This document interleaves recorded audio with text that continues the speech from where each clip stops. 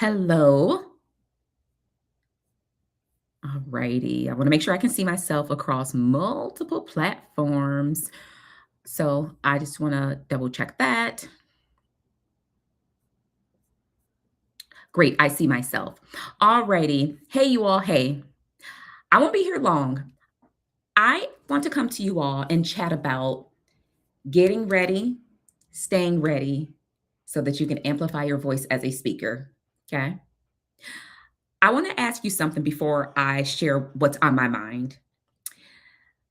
I want you to think about you already have the expertise that people are waiting to pay you for, whatever dollar amount you can think of. I don't want you to think too small. You already have the insights, you already have the trainings, the alphabet soup, the credentials, the credibility. You have the lived experience and knowledge that no one else can replicate. No one else. So I want you to think about, are you using all of those assets to their fullest potential without burning out? I don't think the question for many of you are whether you're ready. I don't think that's it. The question is whether you are going to keep waiting for permission that is never coming. It ain't. Okay. At some point, staying put, second guessing, shrinking yourself, not following up with leads, at some point, those things are self sabotaging. Okay. At some point, when you stay put, it stops from being a safe choice and it starts costing you a hell of a lot. It gets really, really expensive to do nothing with all the things you are blessed with, lived and professional experience.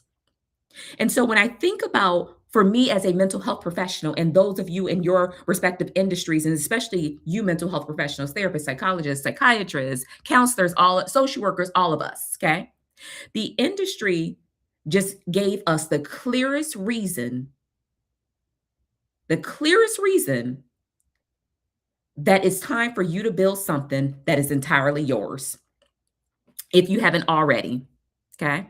So I want to share some of the thoughts that I jotted down and what I have been recently working with my coaching members in my Amplify Accelerator, my 90-day coaching program. I'm going to share some of the topics that we've been talking about. But first, I want to bring you all up to speed. I don't know if y'all are aware. Right now, the mental health industry, tech bros, and all of those people that you're afraid are going to take your jobs, they're telling you something right now. And I don't know if you're paying attention. When you hear a company like Talkspace, they were just acquired for $835 million. Alma, another one of those venture-backed companies, just got bought out in January. Headway is sitting on billions of venture capital. These ain't small moves. These are the companies that you're worried about taking your job and you're giving it to them on a silver platter. You're more than ready to build something, but not be silly minded, going in head deep without a strategy.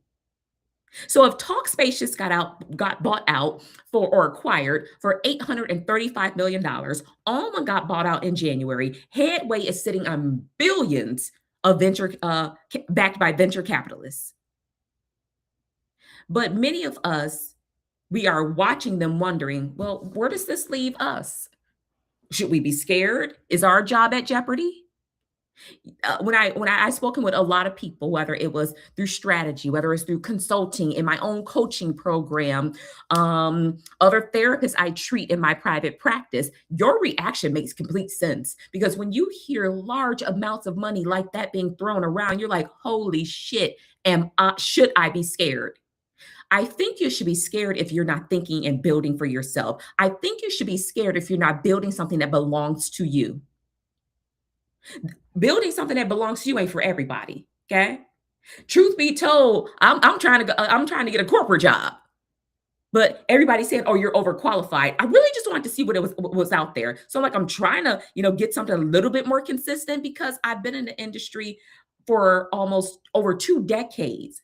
I love my private practice. I love being a full-time speaker, trainer, and consultant, but I just wanted to put my toe in the water.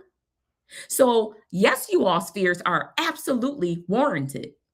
However, you have got to do something with that fear because letting it consume you, letting it exhaust the capacity you have to take care of you, your family, and do the things you enjoy, that makes absolutely no sense. So, this is what I want you to sit on. Those numbers that I just talked about, they were built on your labor. They were built on your credentials. They were built on your years of experience working from the ground up, wherever you consider the ground and wherever you consider up. And so while many of you are afraid of these venture-backed companies, we're giving it to them on a silver platter. So when I'm in these mental health and therapist groups and I see, one, will AI and robots take our job? And two, will these companies will? They're buying out these smaller practices. They're buying out thriving practices. And just like anybody else, any entrepreneur, we build things like, sure, I want to sell it. I don't want to work this hard anymore. If we're really being honest, let's put it on the table here. However, we are in the business of people. And this isn't to say anyone who sold their clothing brand or anyone who sold their lipstick company. All of those roles are equally or just as important. And we're dealing with real human beings. And they go along with that because that's what their access to care looks like. So when I think of the clinicians that are credentialed, that signed up, saw clients, and they generated the revenue to make these platforms worth acquiring in the first place, that is not an accusation. That is just how the model works. So you can either be swarmed in by the model, or you can try building something that belongs to you using every resource you have. Not always, how am I going to get it done? We are connected people. Who do you know? What do you know? And where have you been? You likely already got the start of a blueprint. And so when you know how those models work, it's exactly what gives you the power to step outside of it or build concurrently. Build smart. Don't go telling people that, you receive some information saying leave your good job, the job that's paying for your health insurance, the job that's paying your bills. I'm not saying that. Because at the end of the day, I see too many mental health professionals go into entrepreneurship burnt out and they fry out. We know the data with the most businesses don't make it 5 years. But if you're already leaving a system where you're burnt out and you expect to thrive as an entrepreneur just to call it yours, that is reckless for you, your clients, and the people you're responsible for. And I say that with love. So when you know how these models are built, you also know what it's going to take to step outside of it. I want to invite mental health professionals to think about, how have you really made good on all the wisdom you have? How have you transformed that into something that, oh, you actually enjoy, but where you can make really, really good money?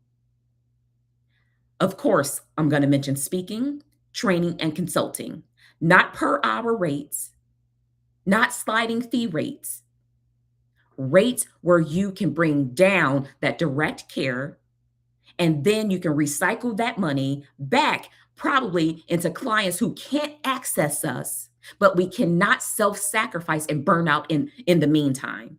Last week, I made a post about how mental health professionals continue to operate with certain standards of care because that's what they're used to, such as having 10 to 15-minute consultation calls to see if a client is a good fit, to see if they like me.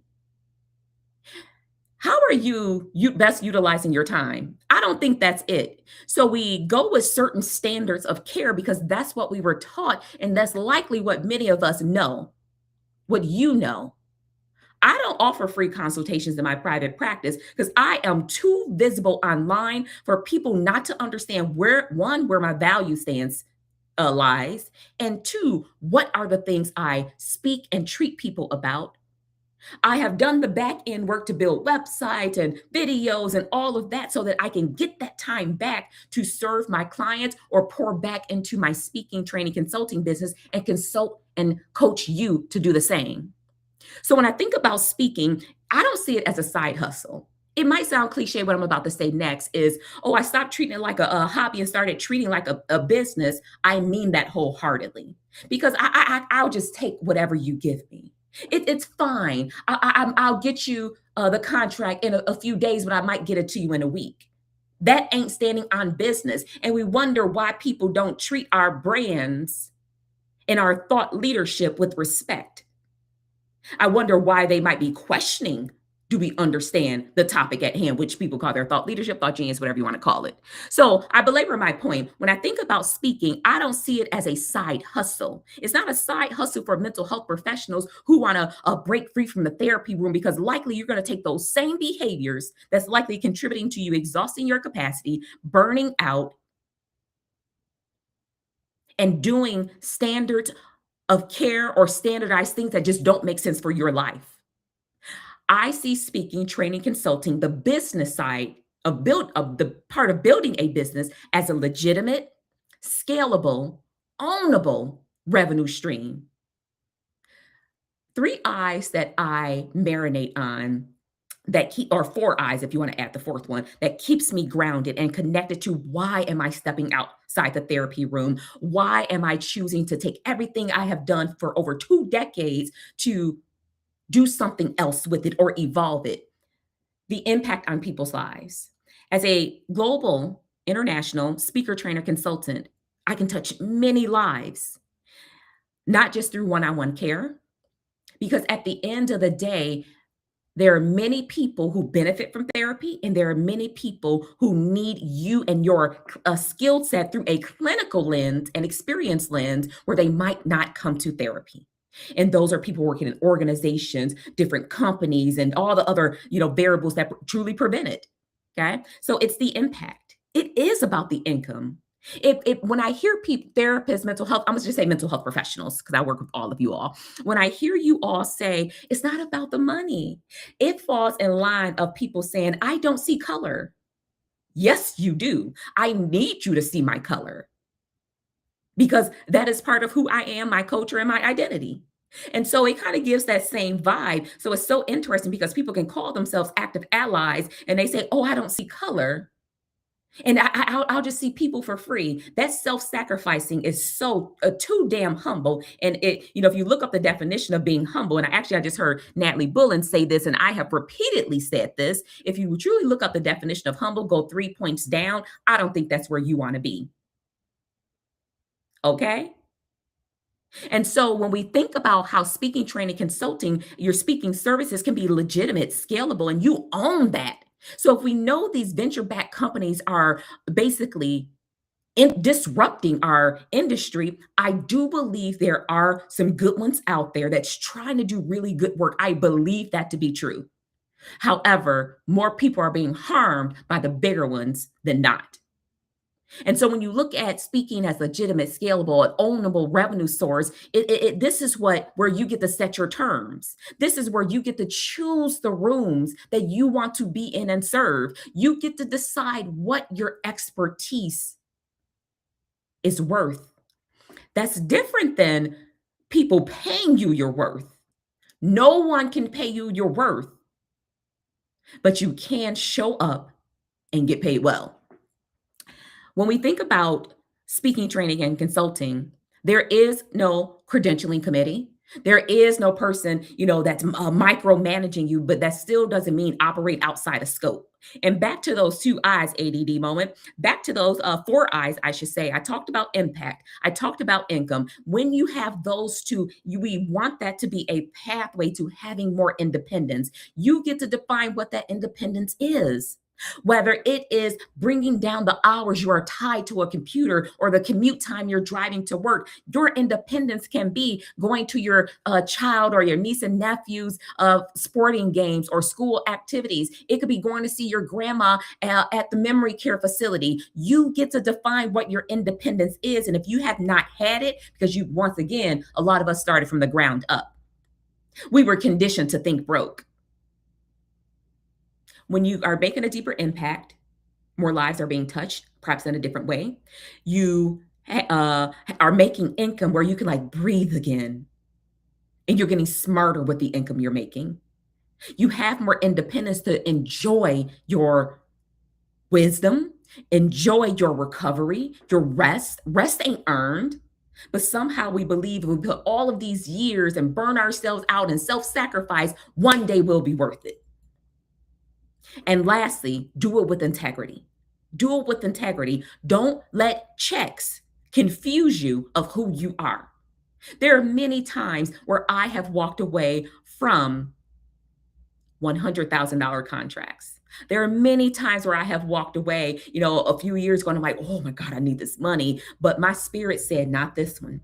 And when I walked away from that one, three more aligned ones came. So don't ever sacrifice your integrity for the sake of building this business while you are pursuing freedom in your own way. Okay. But one of the things I love about speaking, training, and consulting, I'm not waiting on a reimbursement rate. If you take insurance, you're not waiting for someone to pay you per hour. That's the power of stepping outside and really pushing back at these companies that are trying to shit on our industry.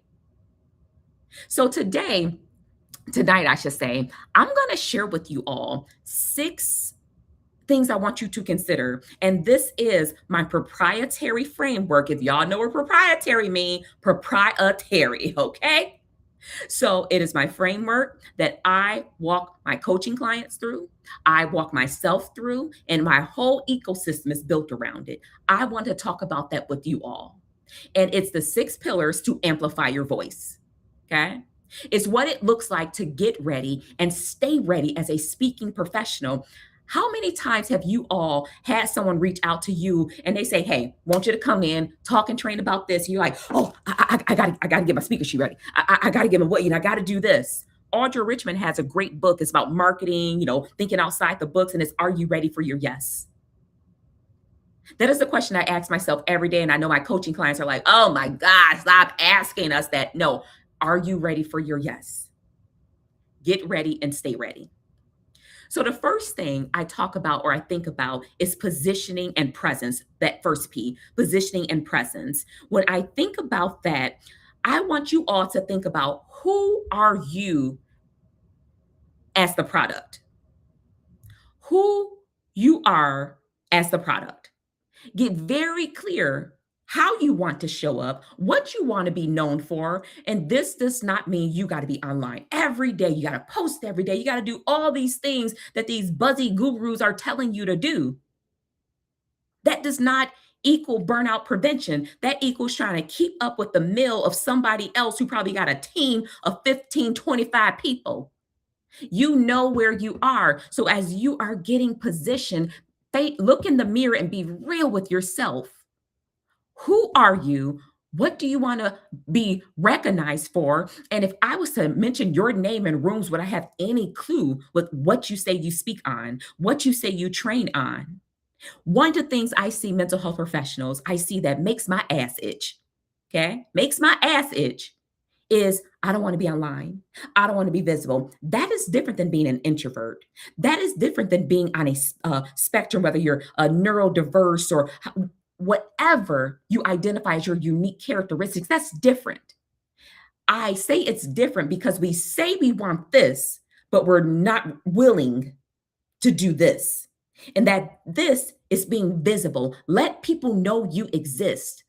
Find a way to be present in a way that aligns with you, how your brain works, your unique characteristics and identity while being safe doing it. Okay. I want you to think about you're not just a therapist that just happens to speak. You are an expert whose realm is on a stage. You are an expert that has the ability to provide actionable interventions and strategies and techniques where people can walk away and feel like they got something from it. That's the expert you are. So when I hear people say, "Oh, I'm just a therapist," I no longer answer the question of, "Well, how do I start?" I just say, "Well, you already did." "Well, can you give me more?" No. You have already started. None of us are new to speaking if we are using our voice in whatever realm we're in. Now, many of us are new to building a speaking business. The second thing I want you to think about when you think about positioning and presence is your credentials will open doors. So when I hear people say, "Oh, y'all paid all those people y'all money, and y'all got to pay back the loan," they got the little low sad voice, like the voice where they're crapping on you. Use your credentials to the best of your ability. Get in front of decision makers. So when I talk about positioning and presence, let people know you exist. One of the things I don't want you to do is lean on your credentials to save you. You have to save you.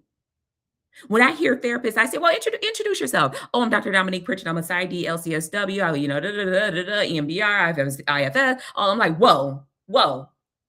All of that alphabet soup didn't tell me nothing that you can do for my people, how you can get them from A to Z. So use your credentials as a resource, but don't use it to speak for you. Because when you position yourself, your positioning determines whether you stay in the rooms you are meant to be in. I want you to think about that because if we're meant to be in, people are like, I belong there, I belong there. You can be in all the rooms. However, are you contributing? You can be there. You can say you're meant to be there, but what are you getting out of being there? Another thing to think about is the identity shift that's required to truly position yourself as someone that wants to work with other people, organizations, someone that has a product that's worth buying. That is positioning and being present. So the identity shift is from being a clinician, therapist, to being a paid expert who utilizes their session and clinical wisdom to make decisions, to transform lives. And then you start building the proof around all of that. It's a shift. You don't neglect what brought you to this point, you bring it along. I want you to think about what does your audience need to believe about you before they book you?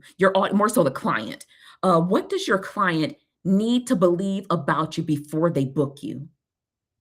Even in our practices, our clients had to believe that we possibly could help them navigate a recent acute trauma incident.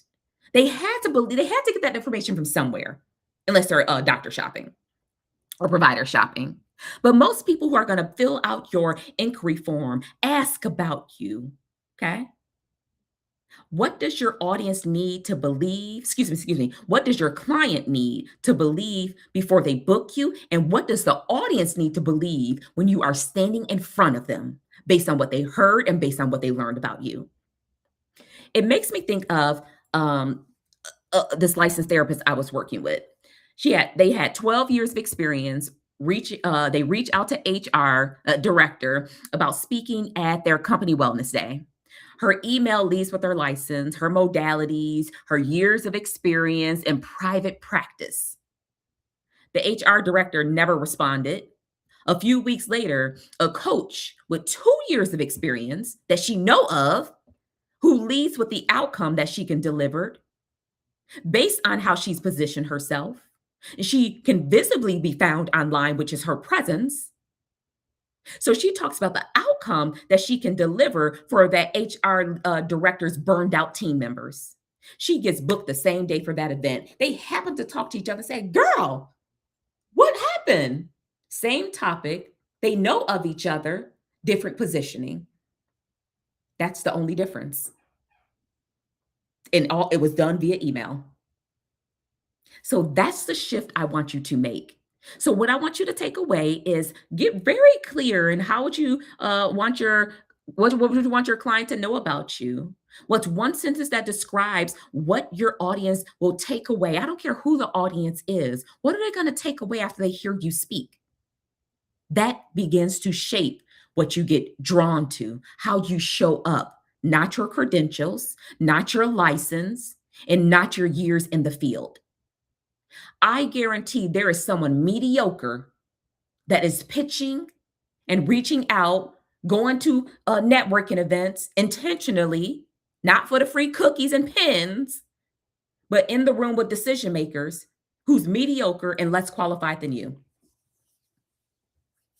I see it every day.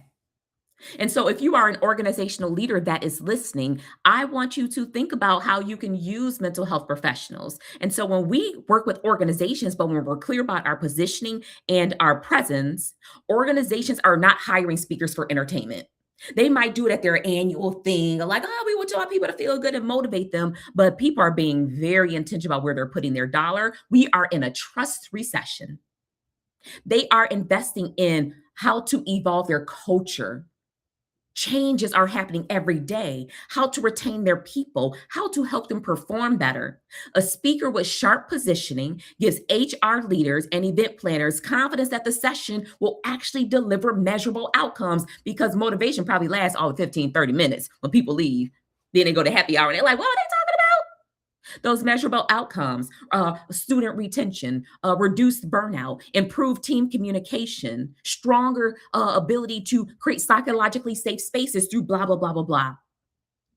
So when mental health professionals position themselves around specific results rather than a topic, they become easier to say yes to. If this is helpful, put helpful in the comment section. Okay. Because it's Saturday. I was supposed to go to Chicago. I got my good lips on, my hair all curled. I feel good tonight, and it started snowing. Okay, so I'm with y'all tonight. So let me know if this is helpful. Put helpful in the comment section. So I'm not going to Chicago tonight to go hang out. Okay. So I thought I was about to be outside. My dog Boomba at her TT's house. Y'all know how it is when grandparents or the aunties come get the kids. I got a fur baby. Come get the kids. And so you thought you was going to be outside. Not tonight, okay? So that's something I really want you all to think about, your positioning and your presence. Okay. The second part to my proprietary framework is packaging and pricing. How many of you all are afraid to talk about money when you are looking to be booked or retained for opportunities? Put me in the chat section if you're like, I just hate it. I don't know where to start. I don't know should I charge. I'm saying I got all these years of experience and y'all need to pay me. How many of y'all put me in the chat section if it makes your skin crawl? Okay. I want you all to think about shifting from, oh, you got to pay me for my time because if I close my private practice for 3 days to fly over to California, no, stop charging for time.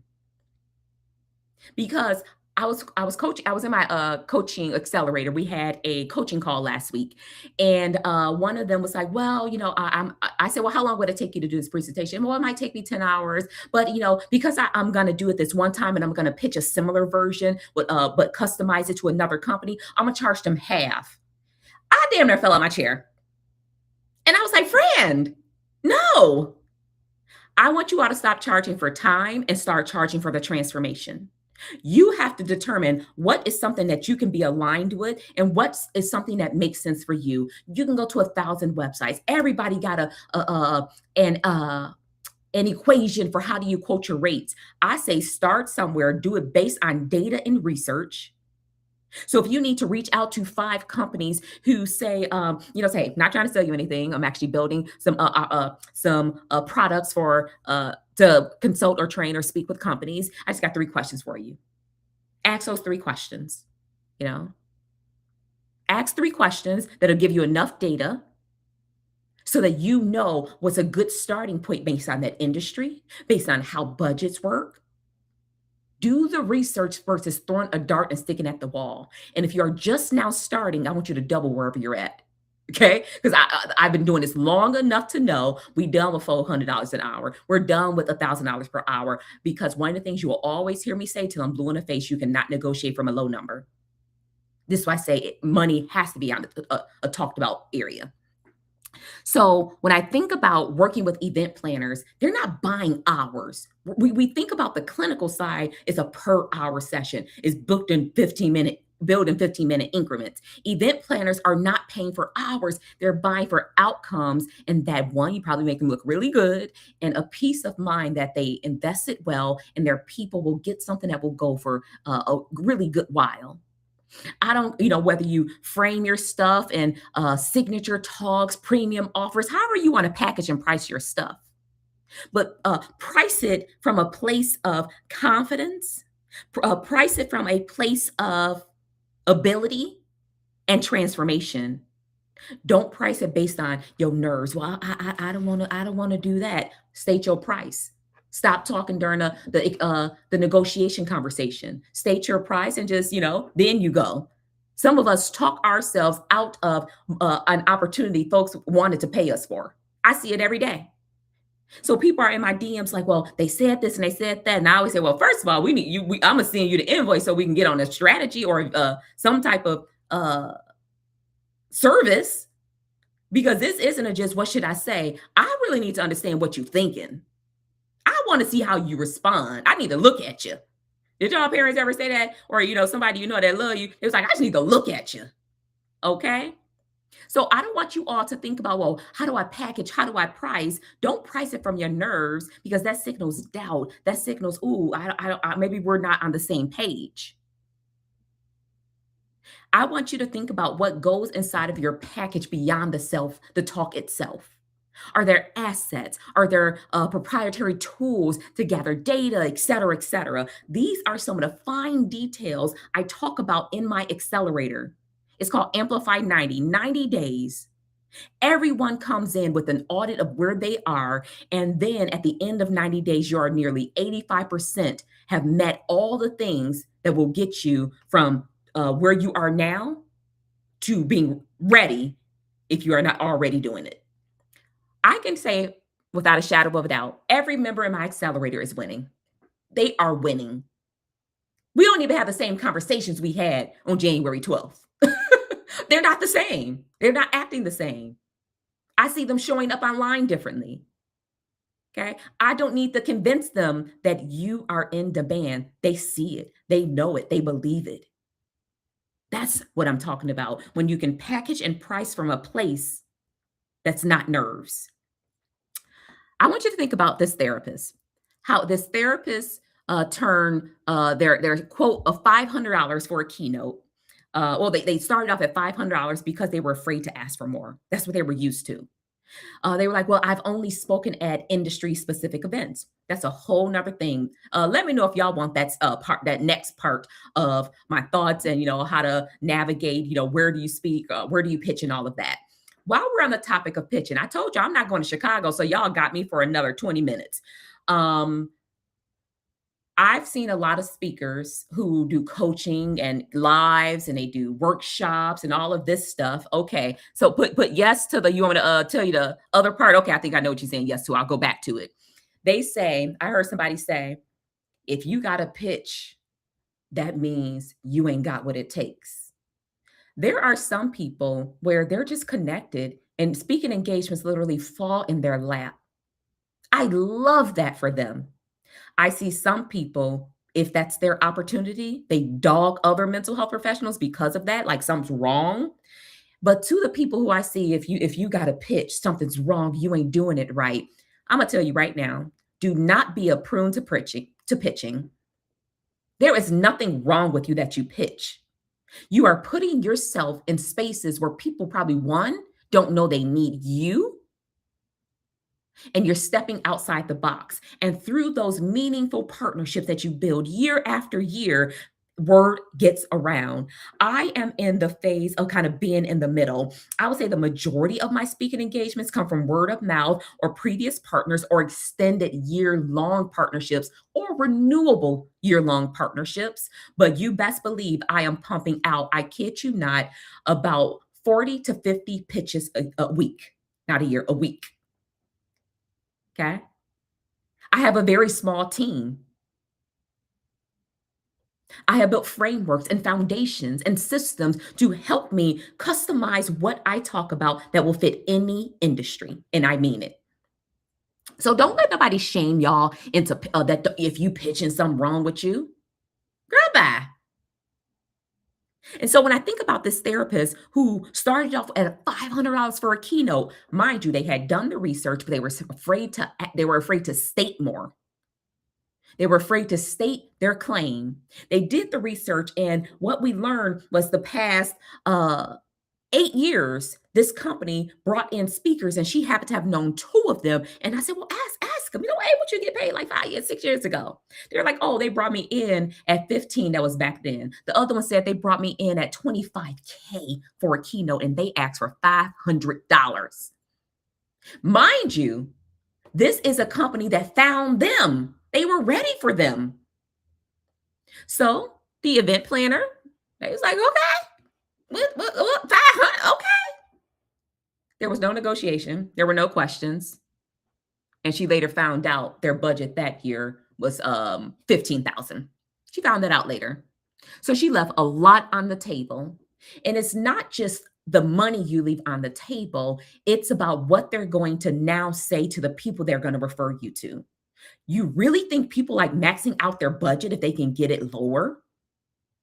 Sometimes when we underprice ourselves there, they might question, you sure you about this business life? We was ready.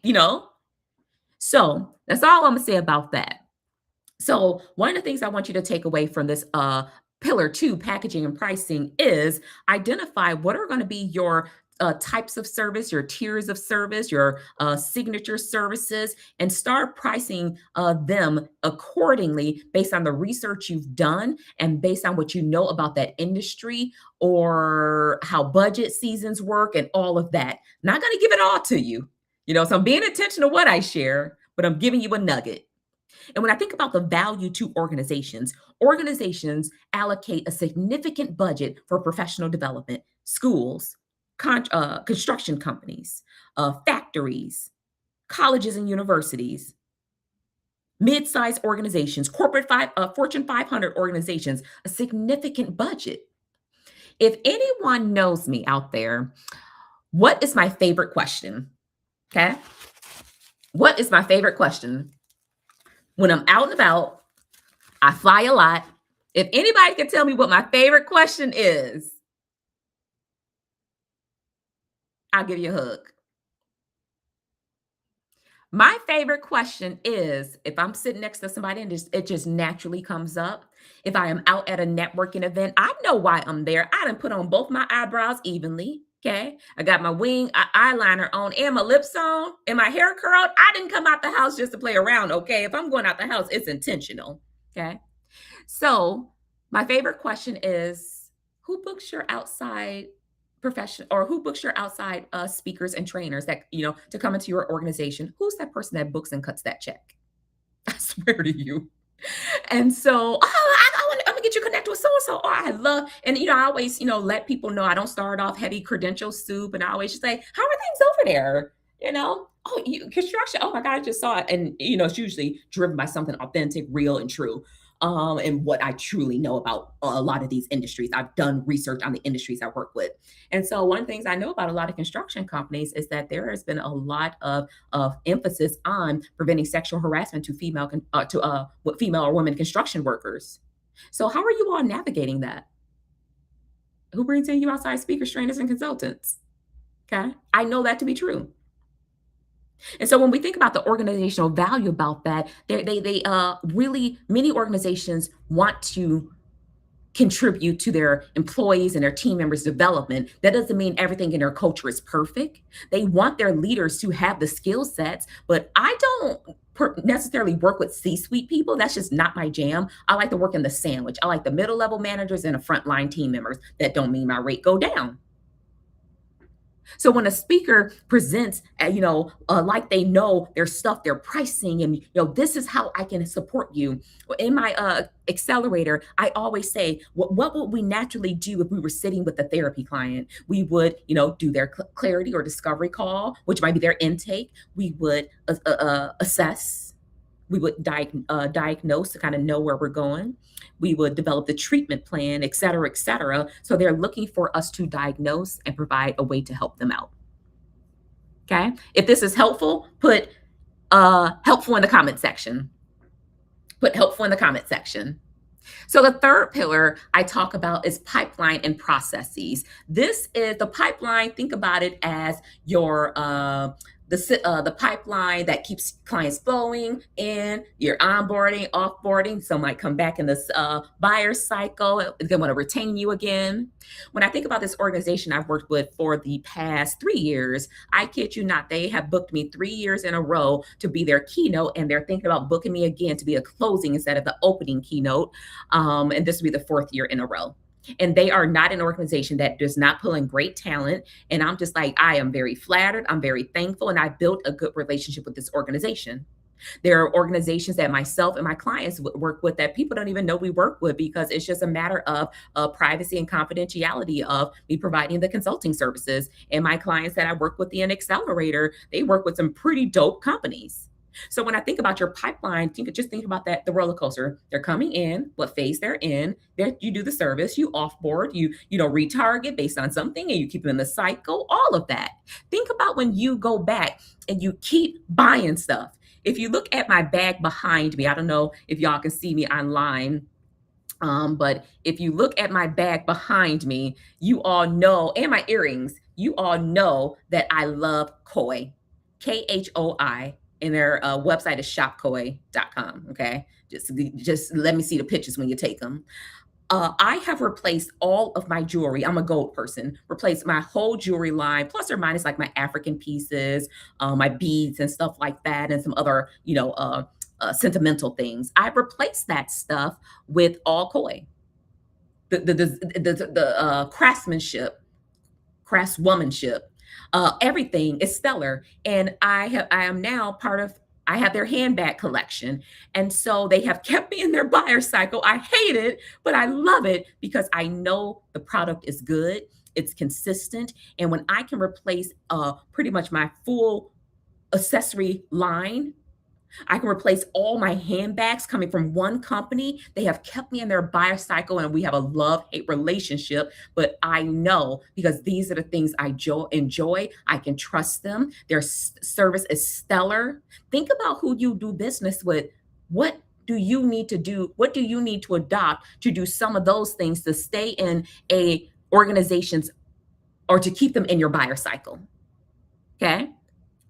So that's what I want you to think about. And when you think about your pipeline, you have got to have the processes. Y'all, this past week in the accelerator, we worked on automations and processes. Woo, the deer in the headlights were on, y'all. And people were like, one of my members, Tasha said, "This is a lot of shit."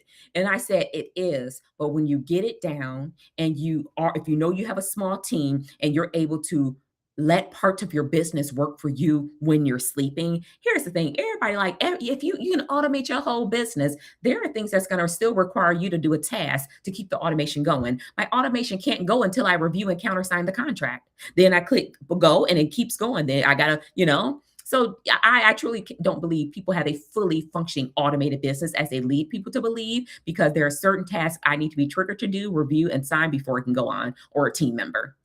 And so, really getting your processes. I like to think every inquiry you miss without a system is revenue you just flush down the toilet, or you let walk out the back door. Your speaking pipeline is the first contact that you make, whether it's before an event, and it's definitely at when you finish that event. And so, one of the people commented, I asked for questions earlier. They said, "What are your thoughts about cold pitching?"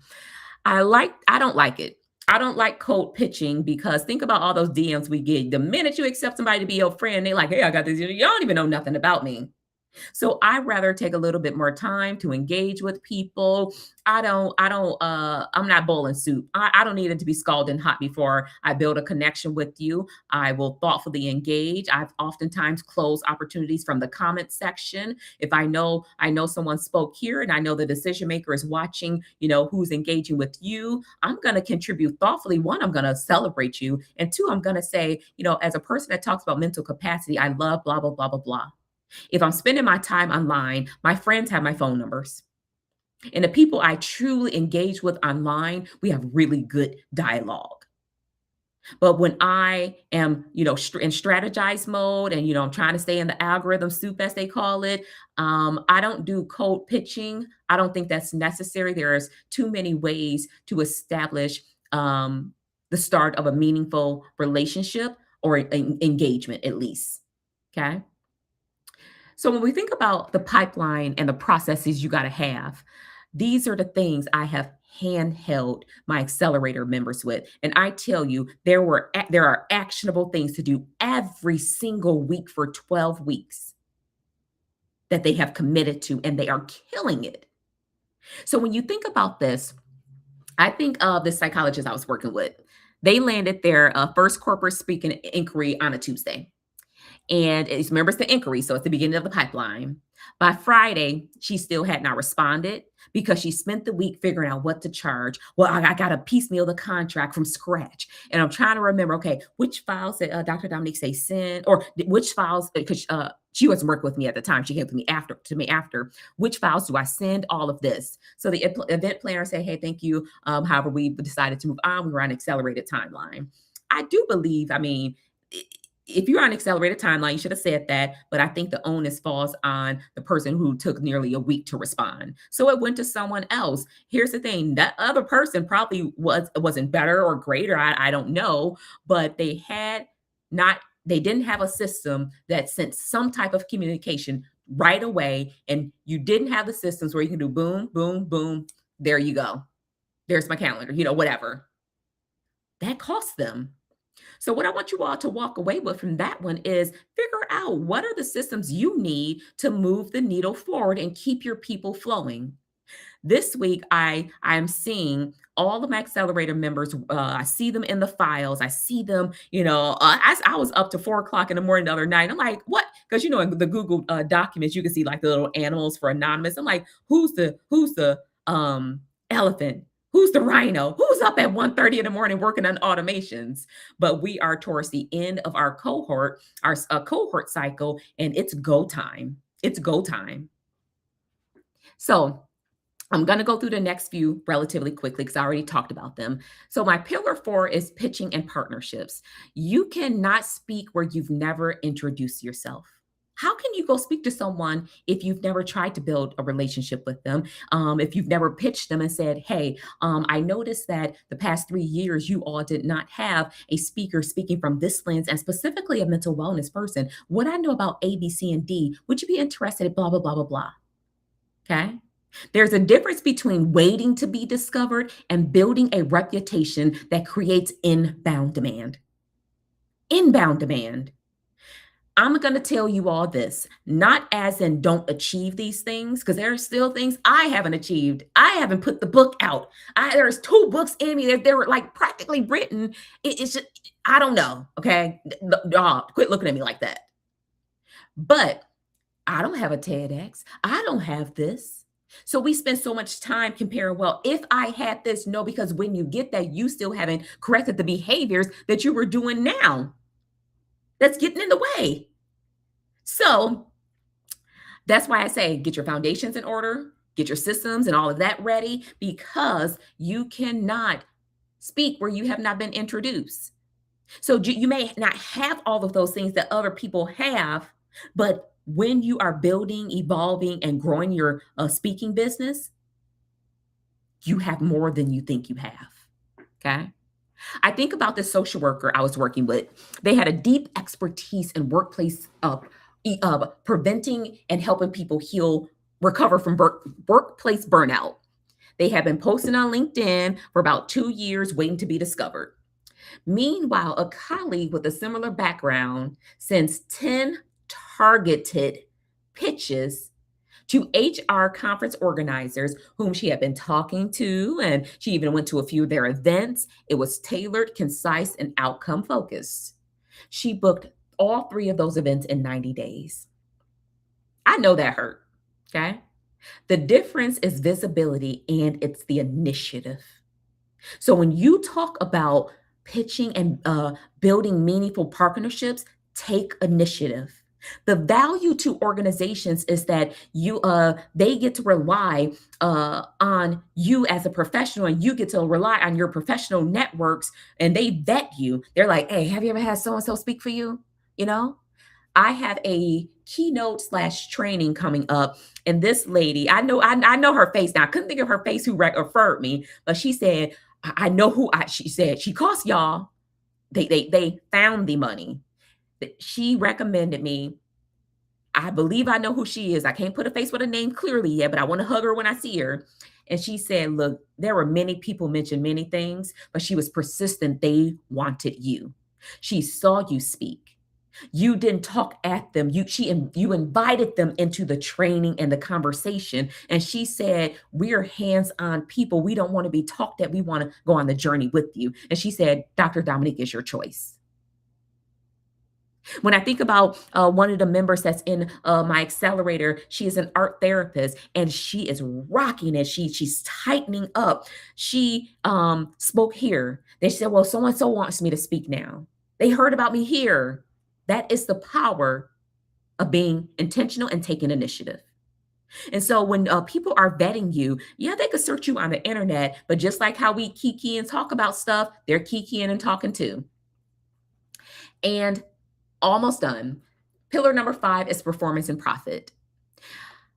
When I think about building a speaking business and coaching and consulting, the talk is the beginning of your business. It's the start of you delivering a service. It ain't the beginning of your business because everything else I explained is. But the talk is not the whole thing. And so you have got to evaluate the data that's coming in. You have got to evaluate your performance and the performance of your business. You have to evaluate what happens after the applause. Yeah, you were dope. You rocked it. But what happens after you deliver the service? That matters just as much as when you started. Ask yourself, what would it take? What do I need that where I can continue this partnership, continue this revenue stream from a single speaking engagement? One of the courses I offer for mental health professionals, therapists specifically, is called Private Practice Pipeline. So many of us don't want to give up our practices. We don't want to stop seeing clients. I don't want to see as many clients. I only see 15 a week, by the way. But many of us don't want to give up that. And so they're like, I see in these groups, how do I get more clients? How do I market? How do I do this? And I'm like, well, go where the people are. Go where the decision maker is. Go where the people whom you desire to pre-qualify you are. Okay. And so, how can you take that single speaking engagement to create multiple streams of revenue, whether it's back into your private practice, and put a class in the comment section if you want to join this next class that I'm offering if you're a therapist? It's called Private Practice Pipeline. Taking speaking and reverse engineering it to fill your private practice with clients that have pre qualified you based on them seeing and feeling and experiencing you. But that's for another talk. So, I really want you all to think about when you evaluate the performance of your business, the data you're collecting. How did you do? What profit did you make?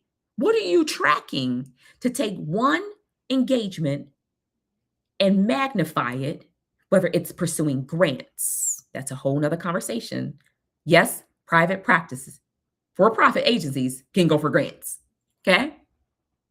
I want you all to think about, well, what would it look like to build a speaking business that is still growing and standing 3 years from now? One-off speaking engagements help in the meantime, but building longer term partnerships is a sustainability and a scaling plan. And lastly, pillar 6, progress and planning. This is where you really got to map out your what is your momentum going to look like. You cannot sustain momentum without a plan. It's just moving around. It ain't a plan. Know where you're going and track what is it going to get you there. You hear people talk about things like KPI, key performance indicators. Progress does not happen by accident. It is the result of continuous review, improvement, and revision if necessary.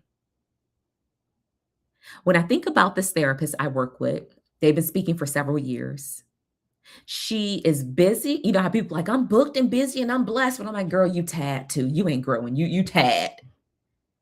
She has opportunities, a lot of opportunities, but every month felt like she was starting over. Different inquiries, different topics, no clear pattern, overly customizing, no system for tracking. The one-off engagements weren't converting, and her fees got lower. I was so confused, y'all. So a colleague started speaking the same year. And they were like, but my colleague got these rates and we do the very similar work. So when they started working with me, we did a deep dive and analyzed all the data they had, found their gaps, found their blind spots. And then I said, let's go ham. In the therapy world, many of us, let me rephrase that, none of us should be diagnosing or treating a client without a comprehensive assessment of the data we've collected. If so, you throwing darts and hoping that they stick at the wall. So those are my 6 pillars of what I work with mental health professionals through. There are many interventions in how I do that based on where they are. We all start with a score, and I coach you based on the score that you have, and that's the reality of where you're at. Many people say they want this up here, but you haven't done that down there. Clear those out the way. So when I think about the platforms, the venture-backed platforms, they're growing. They're, disrupting things, interrupting and disrupting. The platforms have shifted. Perhaps your pipeline has slowed down. When those things start to happen, the noise get louder, you get more confused, but at the end of the day, that's not the end of your story. No one is coming to save you, so don't look for permission because no one's coming to save you. You have everything you need to build something that belongs to you that they can't take. The question is whether you are going to build, isn't whether you're going to build it. It's a matter of when. It's not if, it's when. I want you all to drop your biggest takeaway from this very long-winded Saturday night, because I'm not going to Chicago because it started snowing and I can't go outside and have fun conversation. So drop your biggest takeaway in the chat and I'm going to read every single one. So if you are a mental health professional and you're just like, damn, she really just went through everything that I need, I really could use help figuring this out because I got something I want to say. Of course you do. There's more to it. Registration for the next cohort of Amplify 90, which is a 90-day momentum-driven group coaching experience, is designed for mental health professionals across the board, where we turn your session wisdom and thought leadership into transformational speaking services organizations want to buy. The goal is more impact, more income, and more independence. I will give you tangible, actionable insights, strategies, and all the accessories you need to take off. If you are an Amplify member, put Amplify in the chat section. If you're an Amplify member, put an Amplify in the chat section. Okay? And don't do that. If you want information for this, put Amplify in the chat section. I don't want to confuse myself. Put Amplify if you would like for me to send you information directly. So the next cohort 90-day group coaching program is for the Amplify Accelerator. It opens up on Monday, this upcoming Monday, March 16th at 9 a.m. So registration opens. The cohort will start the 3rd week in April. So head to speaktothesoul.com/amplify waitlist to get all the information you need. Y'all, I hope y'all have a good Saturday. Hopefully it's not snowing by you, but let me know if you have any questions. Have a great evening.